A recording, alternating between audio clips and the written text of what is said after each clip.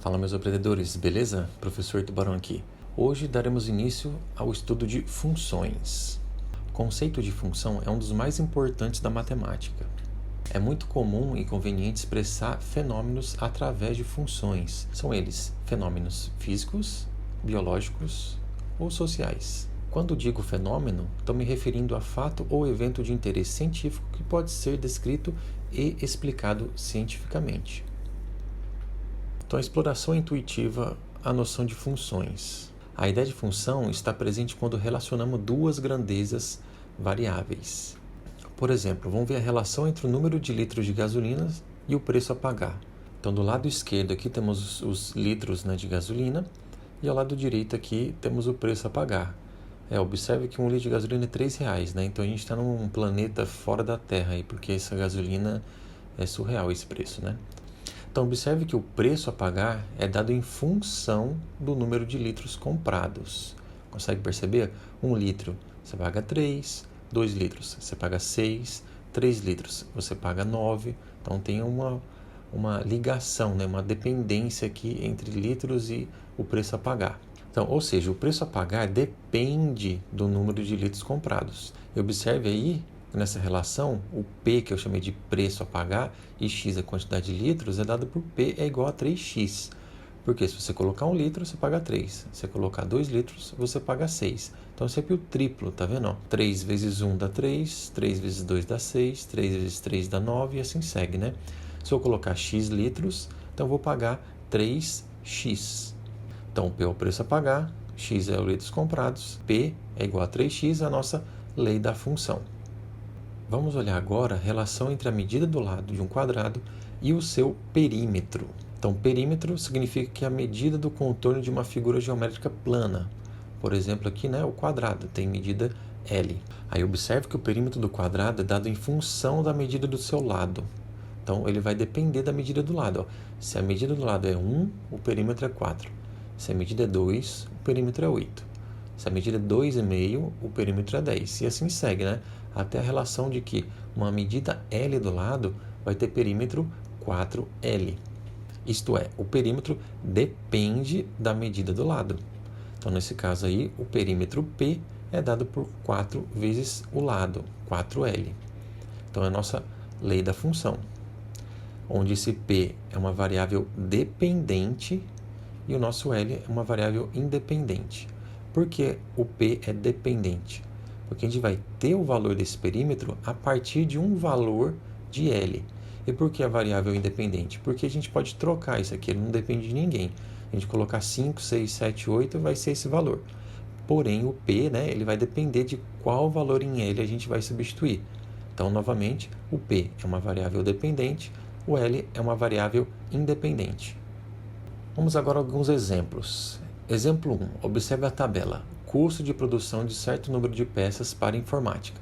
Então, essa primeira linha é número de peças, a segunda linha é o custo, Então, uma peça é 1,20, duas peças 2,40, três peças 3,60 e assim segue. Agora vamos responder aqui os itens. No item A, cada número de peças corresponde a um único valor em reais? Sim.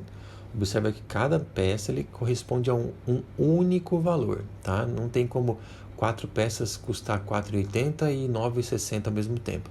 Então, cada peça corresponde a um único valor.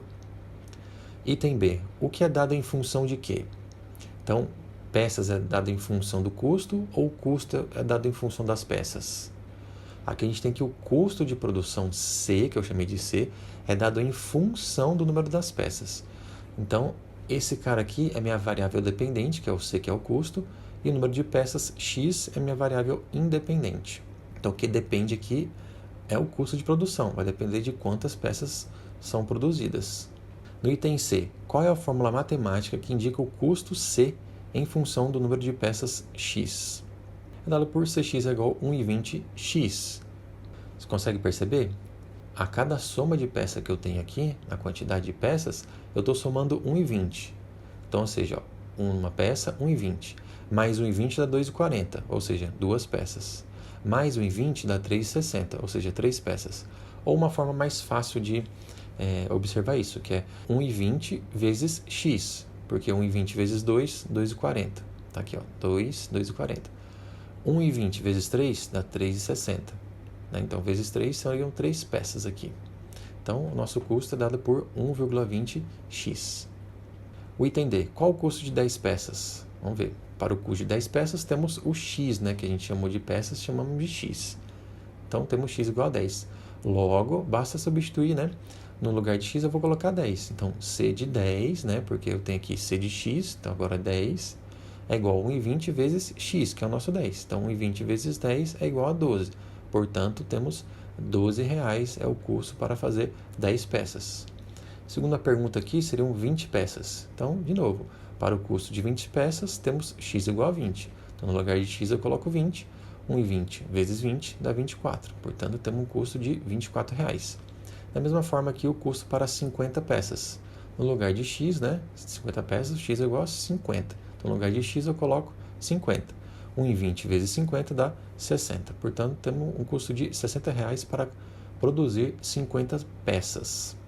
No item E, com R$120, quantas peças dá para produzir? Então, o 120 é o custo. Então, quer dizer que o C de x vale 120. Então, a gente tem que descobrir esse valor de x, ou seja, descobrir quantas peças para que tenha esse custo de 120. Então, assim, devemos encontrar o valor de x. Então, logo eu tenho aqui, olhando a fórmula, C de x é igual a 1,20x. Como eu tenho o valor de C de x, que é 120, eu substituo. Então, fica 120 é igual a 1,20x. Então, eu tenho aqui que esse 1,20 está multiplicando o x, ele vai passar para lá dividindo. Então, tenho 120 dividido por esse 1,20, que vai dar 100. Então, portanto, 100 peças serão produzidas para ter um custo de R$120. Exemplo 2. Um cabeleireiro cobra R$12 pelo corte para clientes com hora marcada e 10 para sem hora marcada. Ele atende por dia um número fixo de 6 clientes com hora marcada e um número variável de X clientes sem hora marcada. Vamos responder aos itens agora. A letra A, ele fala, escreva no caderno a fórmula matemática que forneça a quantidade Q arrecadada por dia em função do número X. Então, lembrando que esse X é o número variável de clientes sem hora marcada. Então, vamos analisar. Eu tenho R$12 para cada cliente com hora marcada. Eu tenho R$10 para cada cliente sem hora marcada. Como ele atende um número fixo de 6 clientes com hora marcada, então eu já sei que aqui é 6. E é um número variável de X clientes sem hora marcada. Então aqui, o pessoal que paga 10, que é sem hora marcada, é X, que eu não sei essa quantidade. Para o pessoal com hora marcada, é R$12, eu sei que eu tenho um pessoal fixo de 6 pessoas, né? Então, 12 vezes 6, R$72 é sempre que eu vou ganhar, né? Ele sabe disso aqui. E o variável são as pessoas que não têm hora marcada, ou seja, R$10 vezes as X pessoas, que dá um total de 10x. Então, essa quantia arrecadada, que está em função de X, né, em função das pessoas que não têm hora marcada, é dada por 72, que é o meu garantido, que é o fixo, mais 10x, que são a minha parte variável aqui, né? Então, QX é igual a 72 mais 10x. No item B, qual foi a quantia arrecadada em um dia em que foram atendidos 16 clientes? Então, tem que prestar atenção, porque eu tenho R$12 de hora marcada, são 6 pessoas, e R$10 sem hora marcada são X. Mas como são 16 pessoas, eu já tenho 6, né, que eu já sei, né, são meus clientes fixos. Eu sei então que o nosso X vai ser 10, porque 10 mais 6, 16 clientes.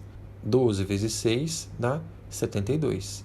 E 10 vezes 10 dá 100. Então tem um total de 72 mais 100 igual a R$172. Poderia ter usado também, usando a fórmula, né, do fato de 6 clientes serem fixos, ou seja, com hora marcada. Então, para 16 restam 10 sem hora marcada. Então, como minha função QX é dada por 72 mais 10x, note que a nossa função depende dos clientes sem hora marcada, ou seja, desse x. Como são 10, a gente descobriu que são 10 sem hora marcada, então o meu x vale 10. Então, é só substituir. Então, QX é igual a 72 mais 10x. Como eu sei que meu x vale 10, né, que são esses clientes sem hora marcada, eu tenho 72 mais 10 vezes 10, que vai dar 72 mais 100, que dá 172. Assim, resolvendo por fórmula, né? Meu item C. Qual foi o número de clientes atendidos em um dia em que foram arrecadados R$ 212? Como minha função é QX igual a 72 mais 10x, o valor de 212 é a quantia arrecadada. Logo, meu QX vale 212. Ou seja, devemos determinar primeiro o valor de x. Então, 212, que é meu QX, vai ser igual a 72 mais 10x. Esse 72 está positivo, passa negativo, que vai ser igual a 10x. 212 menos 72 dá 140, que vai ser igual a 10x. Esse 10 está multiplicando, passa dividindo, 140 por 10 vai dar 14. Porém, não confunda que 14 são os clientes sem hora marcada. Essa aqui não é a resposta, porque eu sei que dentro desses R$ 72 que a gente fez lá no item A, eu sei que são 6 clientes, que representa, né, 72, 6 clientes com hora marcada. Então, o total é de 6, que é esses caras aqui, mais 14 que a gente acabou de descobrir. Então, para dar 212 arrecadados, eu tive que atender 20 clientes. No item D, qual é a expressão que indica o número C de clientes atendidos por dia em função de x? O número C de clientes atendidos é dado por 6 mais x. Porque esses 6 são os clientes com hora marcada, são fixos, eu sempre sei que vão ter 6. Mais x, que é o número variável de clientes. Então, nada mais do que 6 mais x é o número C de clientes atendidos em função de x, né, por dia. Então, agora vamos ver a noção de função por meio de conjuntos. Vamos agora estudar essa mesma noção de função que a gente acabou de estudar, né, só que usando agora a nomenclatura de conjuntos. Então, dados os conjuntos A e B, então isso aqui A e B, podemos associar cada elemento de A ao seu triplo em B. Nomenclatura, né, de conjunto, temos aqui o conjunto A, conjunto B. Pode ver que a conexão de A para B é o seu triplo, né? Ó. Menos 2 conecta com menos 6, porque menos 2 vezes 3 dá menos 6, menos 1 vezes 3 dá menos 3, 0 vezes 3 dá 0, 1 vezes 3 dá 3 e 2 vezes 3 dá 6. Então, note aqui nessa linguagem de conjunto que todos os elementos de A têm correspondente em B, ou seja, todos os elementos de A têm uma setinha lá para B, tá vendo? Todos. E cada elemento de A corresponde a um único elemento em B. Então, cada um desses caras aqui corresponde a apenas um em B, tá vendo? Uma flechinha, sai uma flechinha de cada elemento de A e vai para apenas um carinha lá em B. Então, quando isso acontece, dizemos que é uma função. Então, nesse caso, temos uma função de A em B, expressa pela fórmula y é igual a 3x, tá? Porque os elementos de B, que são os y's, né, é igual a 3x, ou seja, o triplo dos elementos que estão em A. Outro exemplo aqui, ó, dados A 0 e 4, B 2, 3, 5, relacionados A e B da seguinte forma: cada elemento de A é menor do que um elemento em B. Então, note nesse caso que a gente não tem uma função de A em B. Por quê? Observe esse elemento 0 aqui, esse elemento de A. Observe que ele se corresponde ao 2, 3 e 5, e não apenas 1. Então, note que os elementos de A têm correspondente em B. Então, todos os elementos de A têm correspondente em B. Ok. Porém, cada elemento de A corresponde a um único elemento em B. Por exemplo, o 0 aqui não está único, né? Ele está correspondente ao 2, 3 e 5. Então, ele não segue isso, ou seja, não é uma função.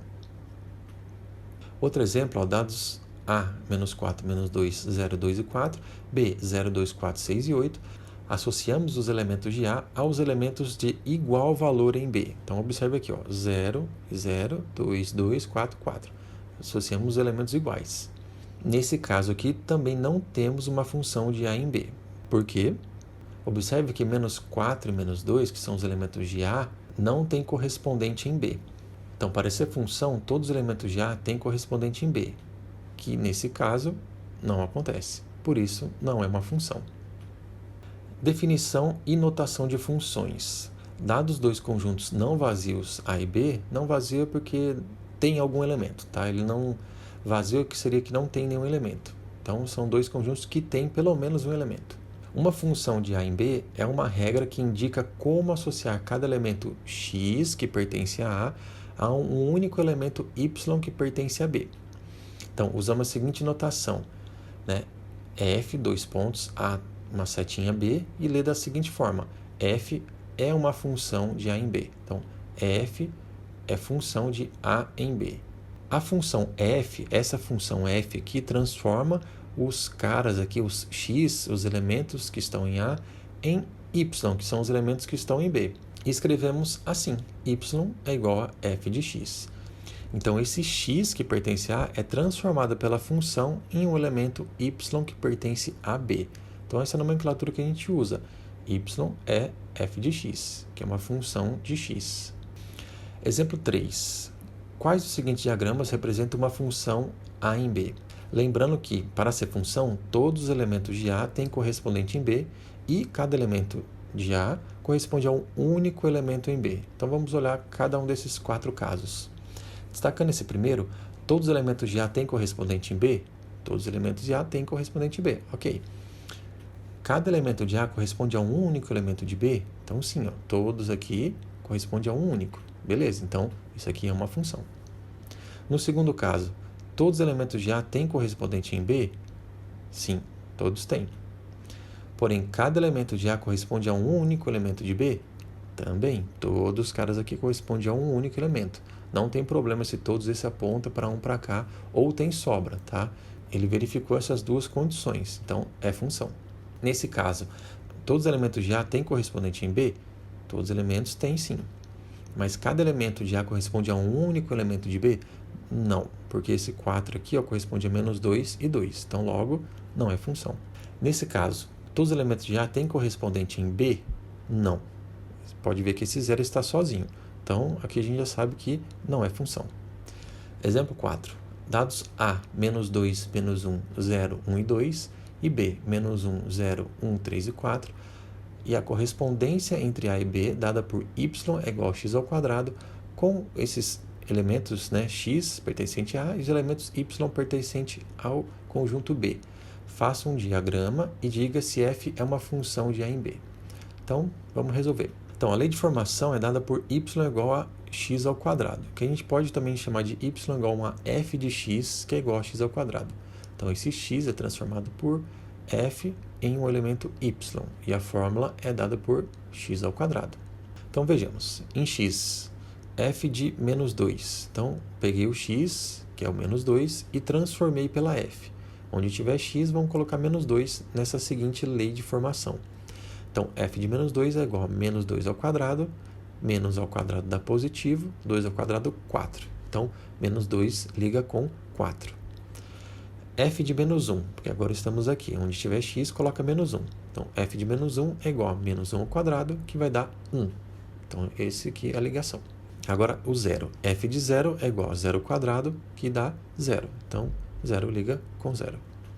F de 1 é igual a 1 ao quadrado, que é igual a 1. Então, 1 liga com 1. E f de 2 é igual a 2 ao quadrado, né, seguindo a lei de formação, que 2 ao quadrado é igual a 4. Então, esse 2 liga com 4. Então, todos os elementos de A têm correspondente em B? Todos, sim. Cada elemento de A corresponde a um único elemento em B? Também, todos correspondem a apenas um. Então, isso aqui é uma função. Quinto e último exemplo.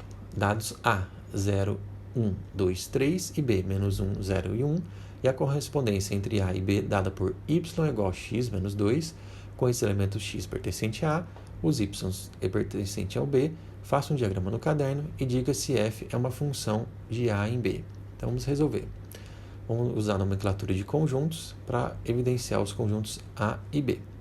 Então, nossa lei de formação é dada por y é igual a x menos 2, que eu posso escrever y é igual a f de x, que é igual a x menos 2. Então, vamos. F de 0 agora. Então, no lugar de x, eu vou colocar 0. Então, fica 0 menos 2, né? Que vai dar menos 2. Não tem nada aqui, né? Então, não tem como ligar a setinha. F de 1. No lugar de x, eu vou colocar 1. Então, fica 1 menos 2, que vai dar menos 1. Então, esse 1 liga com menos 1. F de 2 é 2 menos 2, que vai dar 0. Então, 2 liga no 0. E f de 3 é igual a 3 menos 2, que dá 1, que o nosso 3 liga com 1. Então, todos os elementos de A têm correspondente em B?